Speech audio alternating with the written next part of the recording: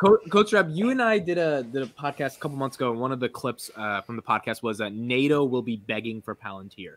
Yep. How do you feel about the government business right now, Russia, Ukraine? We haven't seen that spike in government revenue since the stuff happened where they said in the earnings that you should see a spike to the upside. Do you think that still happens?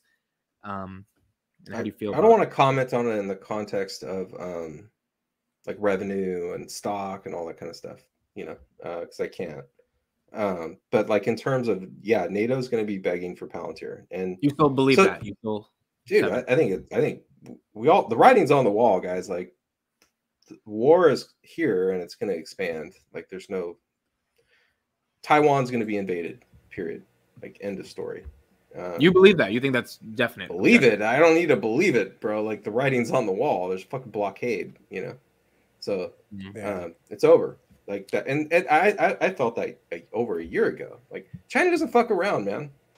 You know, like, so like when they say it's a one China policy, it's a one China policy. You know, like, look at Hong Kong, right? Like, they're not fucking around. We may have a bunch of unserious people that run our country. They do not have unserious people that run their country. So war is here. It's going to expand. To the other, I think today I read that the U.S. military shipped, I think it was like 96 Apache helicopters to Poland, right? So they're now the second largest fleet in the world of like Apache helicopters. Why do you think Poland's doing that? Do you think Poland's feeling all warm and fuzzy right now? You know, do you think fucking NATO members are gonna love Russia on their doorstep? And what about all those freezing people this winter? You know? Yeah.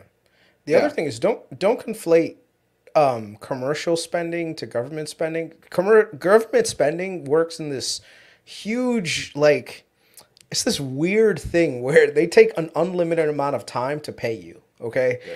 If you've ever worked with a government, they have net like infinity in terms of contract. Exactly. Yeah. So there's no, like, when you're working with a commercial partner, you have like, oh, you have 30 days to pay us or we cut services. You don't do that with the government. Okay. The government says we pay you when we pay you. Exactly. We'll take all the services up front that you want to give us and we'll eventually pay you. But here's the thing with the government also. You can literally just charge them whatever the hell you want.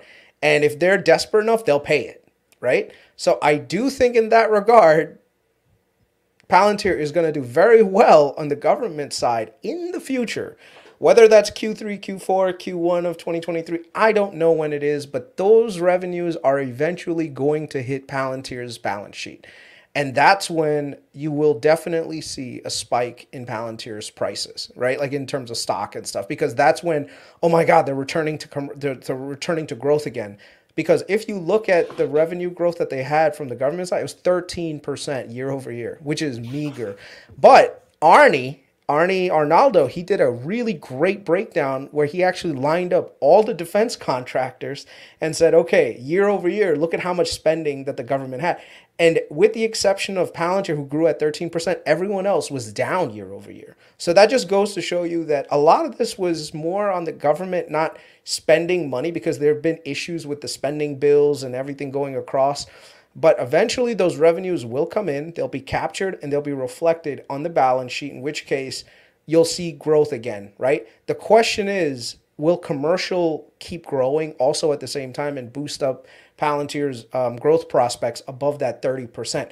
And I think that's where there is a short-term play in Palantir, in that if you do believe that that government revenue eventually is going to come in, this might not be a bad time to buy some stock. For a minute, like, just let's circle back to this, because I think a lot of things we didn't kind of quite cover. So 2 months ago, I was on this podcast drinking white wine. I think I got a little drunk, but I was talking to a Mitt. No one else showed up. And I was talking about how Foundry could be used in Ukraine. This is before we got confirmation that they were actually using their software in Ukraine. And I was like, hey, you know, the best way you can destroy these tanks is you got to know where they're at. You know, like, if you know where the tanks are, you can go out there and you can use kinetic weapons and you can destroy them, you know.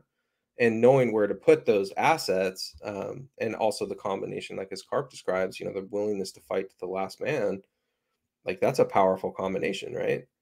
Like, I think that the world and our adversaries, especially China right now, have to reconsider, like, do we know every little have we considered all of the options here? Because if this software is as good as they say it is, and they have satellite constellations that are feeding this information with the US government, like, have we actually calculated the risk here? And what happened? You ever hear that old saying? Like, it's not even an old saying. It's the thing that war breaks out when one side thinks it can win. You know, if both sides think that they will lose, or it's going to be a stalemate, they're not going to go to war. War breaks out when one side thinks it can win, right? So, like, hopefully, on some level, like, Palantir is showing that their software can rebalance things a little bit. You can be an inferior nation militarily, but you can be superior on the intelligence side, knowing where assets are at. And if you're willing to fight to the last man, our software can empower you to use kinetic weapons to go out and do that against the superior force. You know, so that's so huge, if that's true. You know, so I'm going to share. Let me finish. Yeah, that's why I said NATO would be begging for Palantir software, because that in the hands of every NATO country, especially against the Russian border, the new Russian border that's going to emerge, is that's like the equivalent of arming everyone with nuclear weapons. Right. You know? That's why I was saying that, and why they'll be begging for it. You know? There is no, in the military context, there's no such thing as real-time decision making, unless, like, literally it's two guys on the other side describing what's happening and the other guy saying, yeah, go ahead, do that.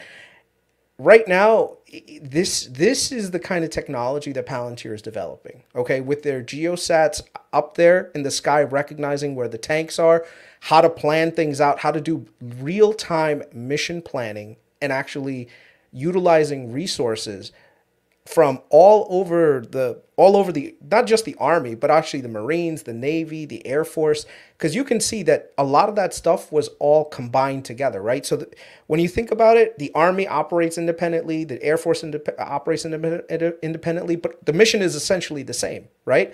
So you need to have that constant communication all over the place, while also at the same time analyzing everything that the enemy has going on in a specific area, region, strategy, whatever, and then develop plans on how you're going to counteract that. And you need to do it in a timely manner. Every second when you're in the military matters. And so if you can make decisions faster than your enemy can react, dude, that is the biggest arbitrage that you can have. And I suspect that Palantir is doing something of that sort with the Ukrainians, where they're giving the Ukrainians the intelligence necessary from their meta constellation, saying, hey, these are the areas that you need to focus on. These are the areas that you need to kind of back off, because they're moving artillery pieces into meta constellation for that, but the meta constellation 2, by the way, was specifically designed for enemy submarines and naval activity. Pretty timely for Taiwan, by the way, just so we all know.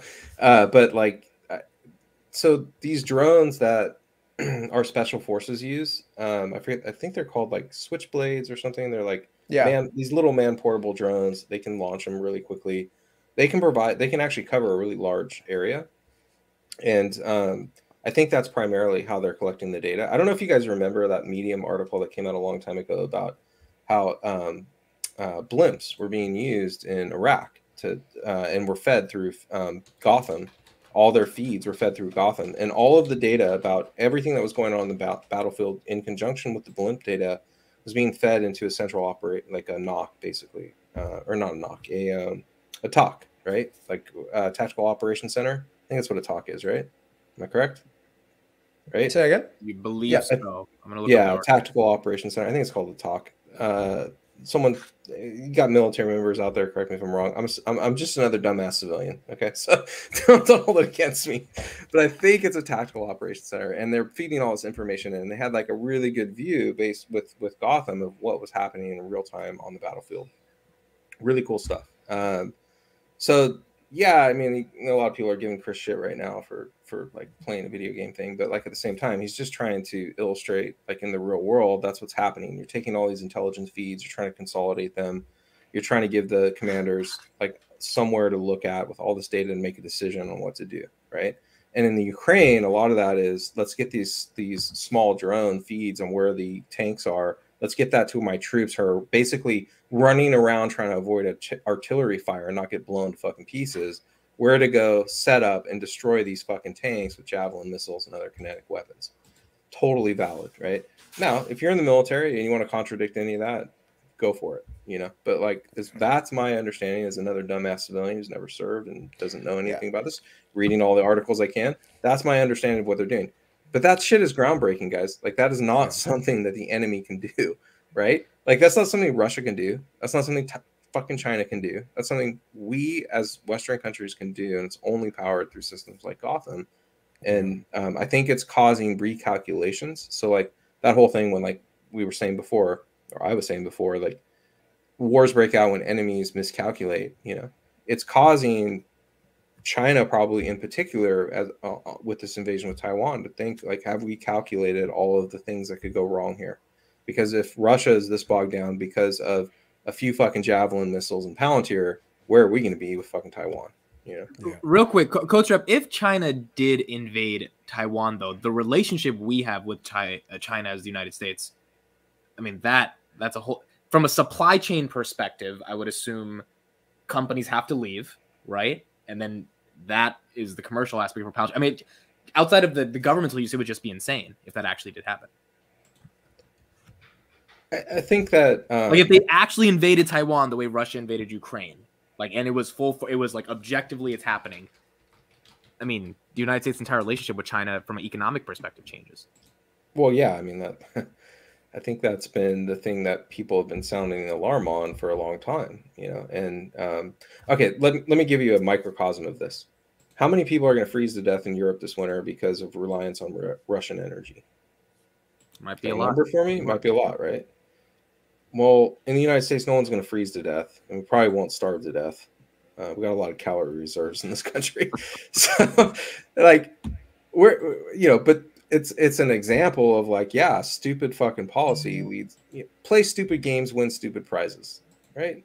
Like, yes, your enemies can hurt you through those economic relations, and if they believe that they're better positioned to weather that storm than you are, they don't fucking care how many of their own people die. You know, doesn't matter to them. You will suffer, and so at the end of the day, yeah, there is nothing like China's leverage here is that like they're a dictatorial regime. They don't care how many of their own people die. They don't need to win elections. You know, our politicians do. And so America, you know, if war breaks out in Taiwan, the most likely thing that's going to happen is America is not going to fight a war with China. Right. But they will adopt a similar strategy with Ukraine, which is supplying arms and intelligence. And Palantir will likely be part of that. We know Palantir is part of that in Ukraine right now. And we know it's the major reason that they've been as effective as they have been as a fighting force. And to Chris's point, again, like that whole intelligence gathering thing that he was talking about, like knowing what's happening on the battlefield is like so important. There's like a few people that know how to fight a war. You know, it's not like every fucking commander on the battleground knows how to fight a war. It's like 5 people that know how to fight this war. Like wars are won and lost by how good a tactical person, the person that's responsible for moving men and material around to win a war, the quality of the information they get and their ability to make decisions. Palantir enables that, you know?